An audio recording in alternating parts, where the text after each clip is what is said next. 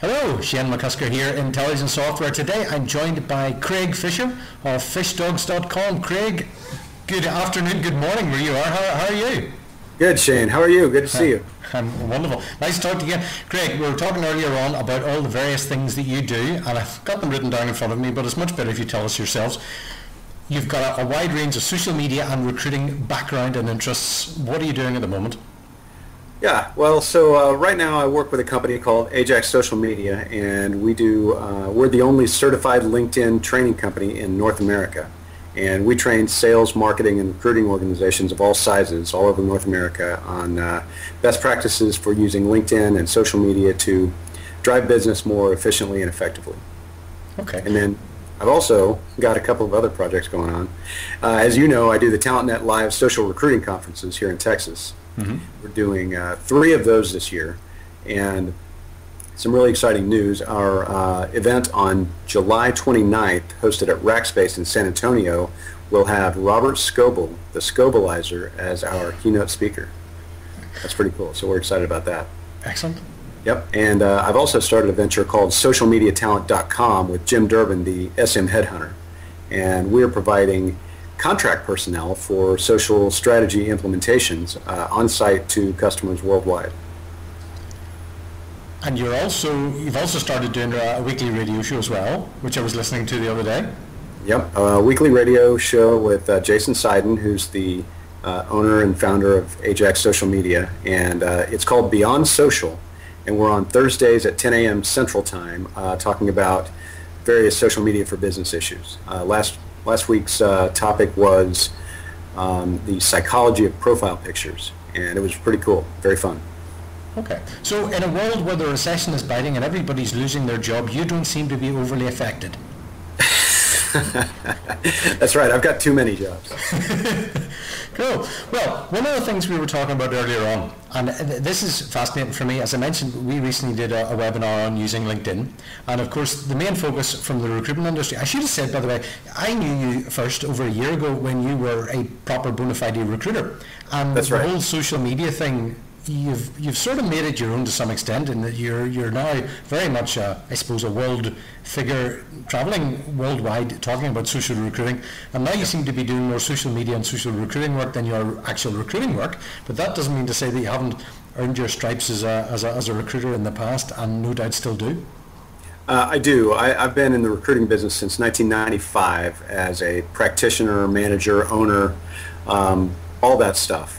And I still do recruiting on a regular basis. So when we place people on projects with social media talent, I recruit those folks still, and it's a regular part of my job. But when I started A-List Solutions in 2007, at the beginning of the worst unemployment numbers in recent history, the whole idea was that I could build a staffing firm and build a big name for it and drive clients with free social media platforms and do most of our recruiting with free social media platforms. And that's sort of what I got known for, documenting that process. And so social media for business is my bailiwick, and I've been doing SEO and search optimization online since 1997. So it's not like I'm new at either recruiting or the whole digital branding thing. I've been doing it a long time, both things.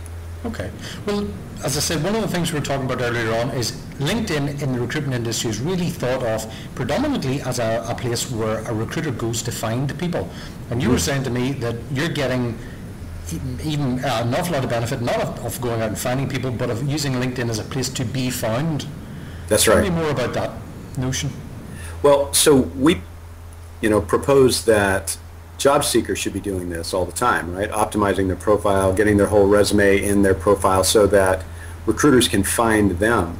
But the reality is job seekers are also looking to find job opportunities, and recruiters in the same way we're looking to find candidates.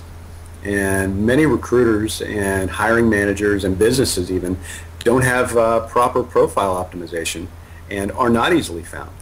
And what we find is when people are talking to us, whether they're clients or job candidates, just on the phone about anything, a lot of times they're now looking at your LinkedIn profile to sort of get an idea of who you are and what your background is to make a connection as they're speaking to you.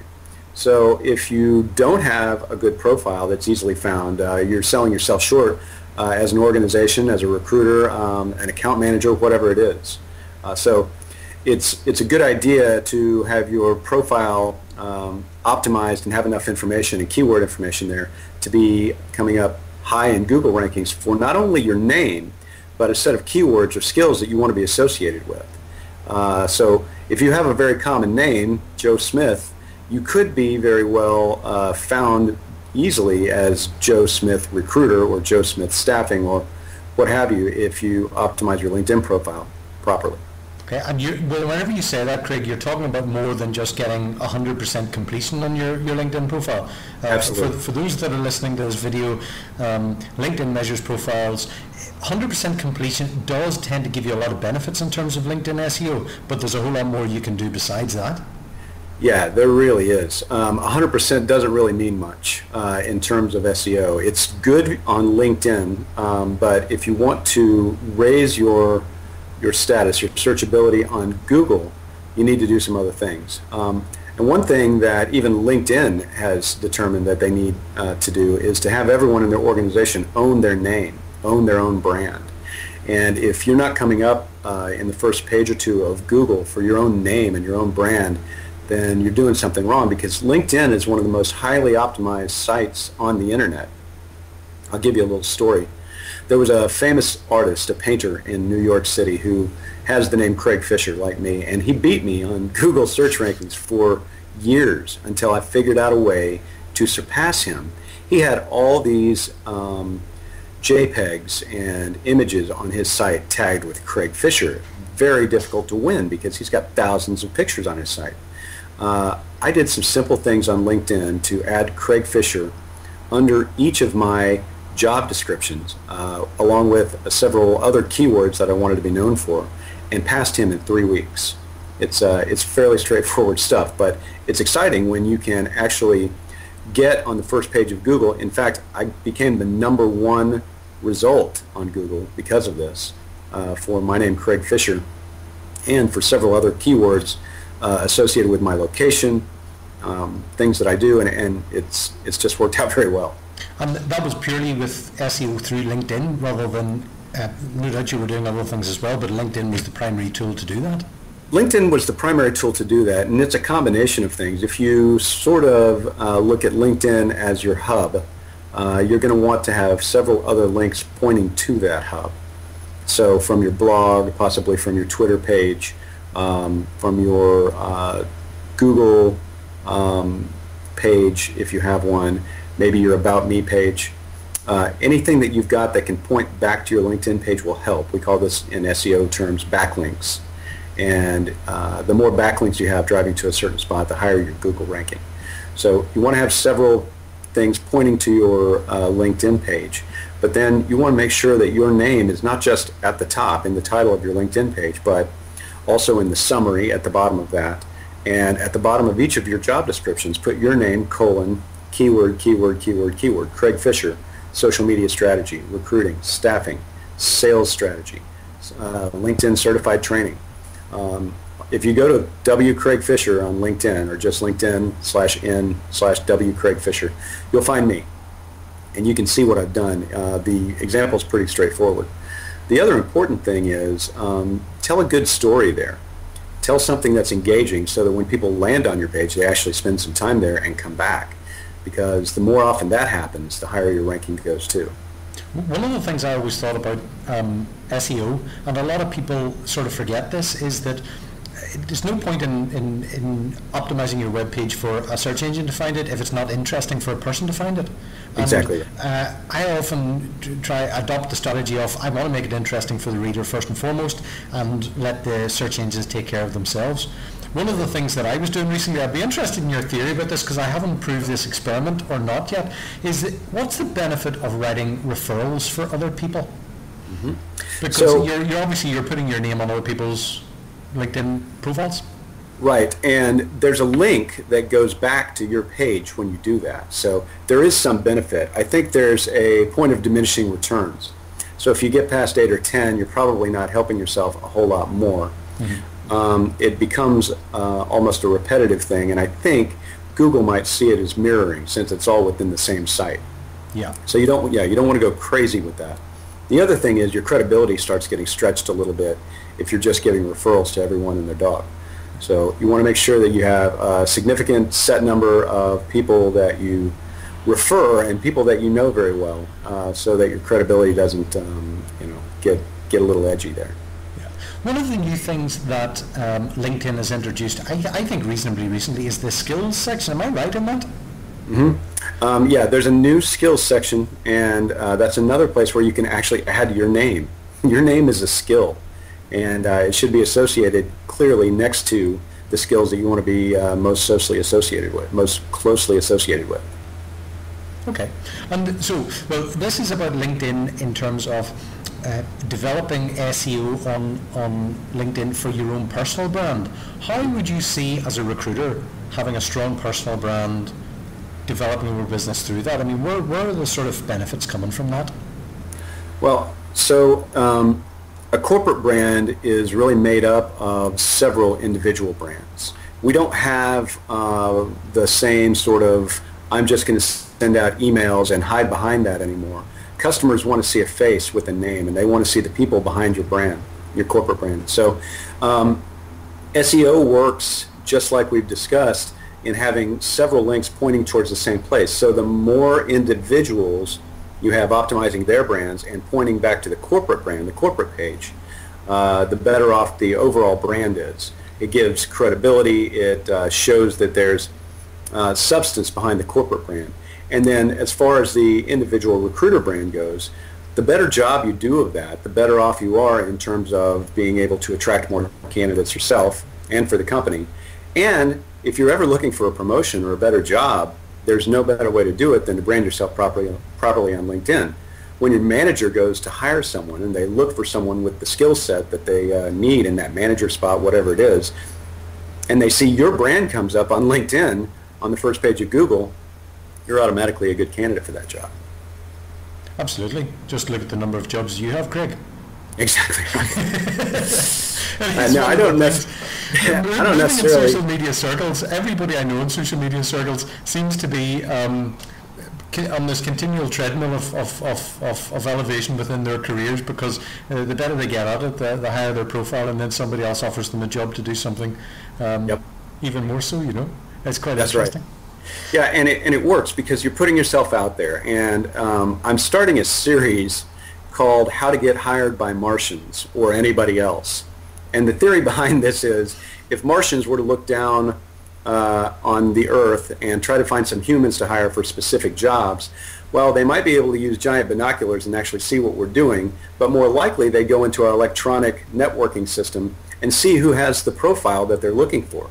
And the people who rise to the top and get found, well, obviously those are the people that they're going to want to hire for these jobs. And maybe not everyone right now thinks, oh, I want to go work on Mars, but if it turns out to be a really great place to work with excellent benefits and good pay, yeah, maybe that is the job to have.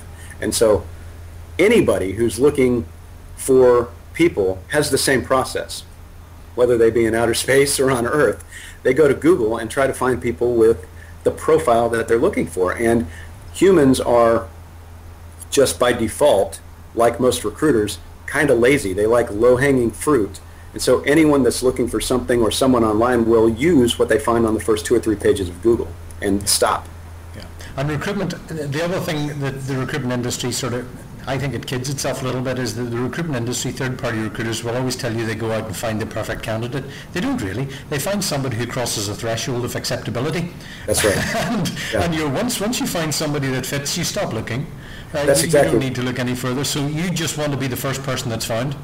Yeah, and you want to be the first person that's found, because the fast recruiter who finds you believes they've found the nugget, and that's what they need. And if you meet the requirements, you're it. Because honestly, unless it's a very difficult search, the recruiter's not going to go deep and wide beyond that if they've got someone who works and they think will actually get the job. Okay, cool. And Craig, just going back to the search aspect of it, of course, if you get good SEO on LinkedIn, it amplifies your SEO for every other social media platform you're on, every other, your whole web presence. So that's right. It's a case where the LinkedIn stuff you're saying, is it, in your opinion, the most powerful place to be for SEO for personal brand from a recruitment point of view? It is. From a business point of view, from a job seeker point of view, anyway, you slice it, LinkedIn really does give you the best SEO. There's a couple of tricks that LinkedIn has that not all types of websites have. You've got individual form spaces to fill out your job information, and individual form spaces for your summary and everything else. Those are viewed by Google differently than just straight text with the same keywords over and over and over again. So there's some specifics to LinkedIn that make it very powerful. Plus the fact that it's such a huge site, right, that is all interconnected, makes it also very powerful. Facebook is a bigger site, more interconnected, but it's not very searchable. It's very firewalled. So LinkedIn really is your best opportunity. No one's going to have a blog as big as LinkedIn. So a blog isn't going to get you farther up in rankings than LinkedIn is if it's done properly. Wonderful, wonderful. Well, listen, Craig, thank you very much for your time today. That's fantastic. I'm going to go away and adjust my LinkedIn profile now to add more skills. It's a great idea. And I'll run some tests, and we'll see how we get on. If anybody's interested in finding out more about what you do, what's the best way to... What's yours? I know what the best way is. You just follow you on Twitter. Yeah, at FishDogs on Twitter, FISHDOGS, or fishdogs.com has all my other addresses on there too. Wonderful. Listen, Craig, thank you very much for your time. It's been a pleasure talking to you, and I look forward to speaking to you soon. Thank you, Shane.